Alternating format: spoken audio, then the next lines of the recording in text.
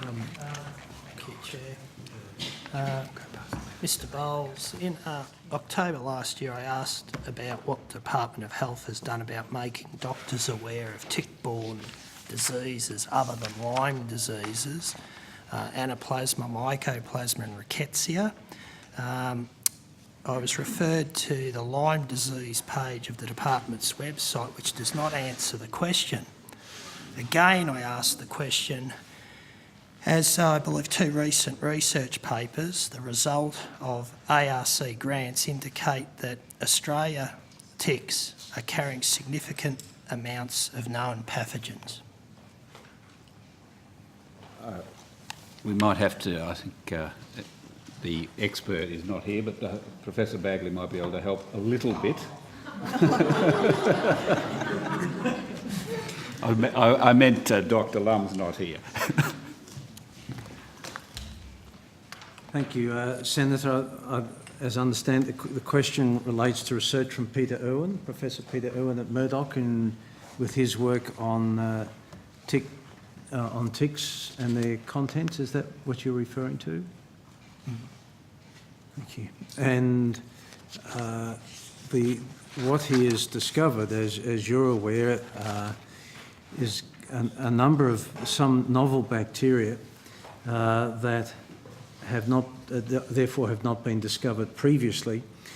And he's found, I think, one Borrelia with the samples that he's taken from quite a range of ticks, and that was taken from an echidna. His point then is that he's found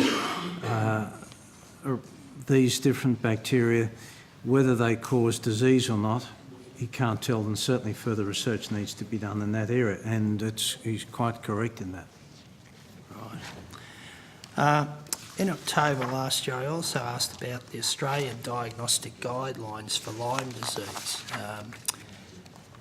I was answered that the department's guideline was for overseas acquired Lyme disease. Now, what I don't understand that the department has omitted the single diagnostic sign determined by the CDC in the US for Lyme disease acquired there that unequivocally diagnoses Lyme disease, that is the pathognomonic bullseye rash. Why has this been omitted from the diagnostic criteria of the Australian guidelines? Well, the issue of it relates to the amount of Borrelia, for example, in those endemic parts in the US. They know they've got the Borrelia, they've found them, and then therefore which is associated with that rash. But of course, that rash is not just found just with Lyme disease. Rash can be found like that, can be found with a whole range of diseases. The issue for us here is that the rash is not itself pathognomonic because of the other conditions. And as you know, and from Peter Irwin's work, we still can't find the Borrelia that the Borrelia causes the rash in the US and parts of Europe and so on is not found in this country. We do know that and with Peter Irwin's work, when he was looking for the ticks in this country, and looking for Borrelia, he, when was unable to find them, he took as a control group, if you like, or a comparison group, ticks from Germany, where he was readily able to find them.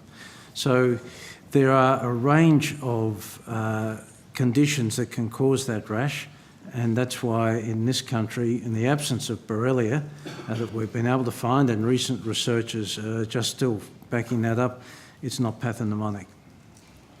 Right. So could you explain to me then why does the Australian diagnostic guidelines differ from the USA? As you said before, they've got an enormous amount of cases of that. I think it's around 300,000 cases a year. Yes. And they've got a great deal of experience in the diagnosis of Lyme disease. Why we're not using their diagnostic guidelines? Well, we've just spoken about that pathognomonic rash, for example, and that's because they have lots of Borrelia and we don't. Now, I think the The key question, it comes back to your original question, though, is we know our ticks have lots of organisms in them. Now, is it possible that those organisms are causing a disease from which people are suffering? That's possible, but we've not been able yet to be able to demonstrate cause and effect. But it doesn't look like it's going to be Borrelia. Right. So in the case, Professor Bagley, where we've got people that have Lyme disease or Lyme-like symptoms, where overseas they're given a course of antibiotics as a safeguard, why then would we not take a proactive approach and give these people a course of antibiotics who present with a tick bite when we take dogs to the vet when they get a tick bite? Yes, we take dogs to the vet, and Ixodes holocyclus causes dog paralysis, and of course the treatment for that is not antibiotics. There's Rhipicephalus sanguineus, also the kangaroo tick that can cause problems. But the issue of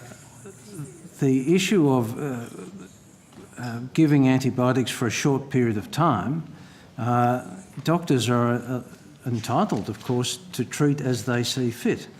And for the acute conditions, and of course if they are concerned that this might be Lyme disease, and particularly again for people who come from overseas, our laboratories do regularly pick up, with the serological tests, and can help make that diagnosis. So it would make sense to take a blood test to see if particularly if someone from overseas, they could do the test, help with the diagnosis. If they believe someone's had a bite from which there could be a bacterial infection, then there's no reason people can't do that. I think the issue is, as we were discussing this morning, is the large number of people with chronic conditions, the variety of symptoms and how they're best managed and what might be the cause of their illness. But in the acute setting, it's not unreasonable to be doing that. Yeah, Professor Bagley, I still, it's seared into my memory when I visit people who are suffering, like Amy O'Sullivan in Melbourne and Alex Finneck and Lisa Gumnick in Sydney. All of this is enhancing their problems. They're suffering, as are hundreds of others of Australians, possibly thousands, that don't know about what's going on. You say they can go to a doctor, you say they can be treated, but the fact is that they're not getting treated. There's very few doctors who are willing to treat them. They've been to, as I've said, more doctors than they care to count, Professor Bagley, and here we are from October last year to February of this year, and there's still no answers for these people. There's less doctors who are treating them. What do you say to these people, Professor Bagley? When are they going to get some answers? Because currently the number of doctors who are prepared to treat them are being knocked off, conditions placed on them, and they're unable to treat these people. Well, Senator, we had this discussion this morning, and I've been able to follow. But you didn't answer the question, well, Professor Bagley, I accept because that. these people are sitting at home tonight, Yes. and they're suffering. Well, they are, and they need medical help. Well, they're not getting it, Professor Bagley. You Well, tell me they can get it. Will you point me to where they can get it? Well, they can get it. They can get it. They can go to doctors who can make an assessment and treat as they see fit, which is what they're doing. They're having problems because the doctors. There's one doctor for whom you're concerned. Of course, has restrictions placed on his practice. No, there's 7 doctors that have been not all knocked out, 7 Professor have Bagley, restrictions. across the country. Sorry, Senator, not all those 7 do have restrictions. Some have been reviewed by the medical board, but they don't have restrictions. And I think you and I both know who they are. The doctor in Melbourne is undergoing an appeal process. But the way with this is not, Senator, to be throwing accusation one group at the other. The only way that this is going to be sorted out is if people come together. And just as there are doctors who feel that they are unable to treat the patients and they're concerned that the medical board's after them, and that's an accusation that you've made to them, there are other doctors who, because of the controversy about this, just don't want to have anything to do with this group of patients. This is only going to be solved when the medical profession works together to sort this out, and which is what we've been trying to do for the last 3 years. And that's why we had the clinical advisory group on Lyme disease, which I put together. So, Senator, you cannot make insist on a doctor adopts a certain line of treatment if they don't believe that is right for the patient. That is really important. What we are trying to do, and there is work, as I explained this morning, is to have the Department of Health work with the people at the Austin Hospital to try and get a multidisciplinary approach to this for these patients. It is not acceptable that these patients believe they've got nowhere to go, but the treatment that they get must be based on sound clinical diagnosis, testing and evidence.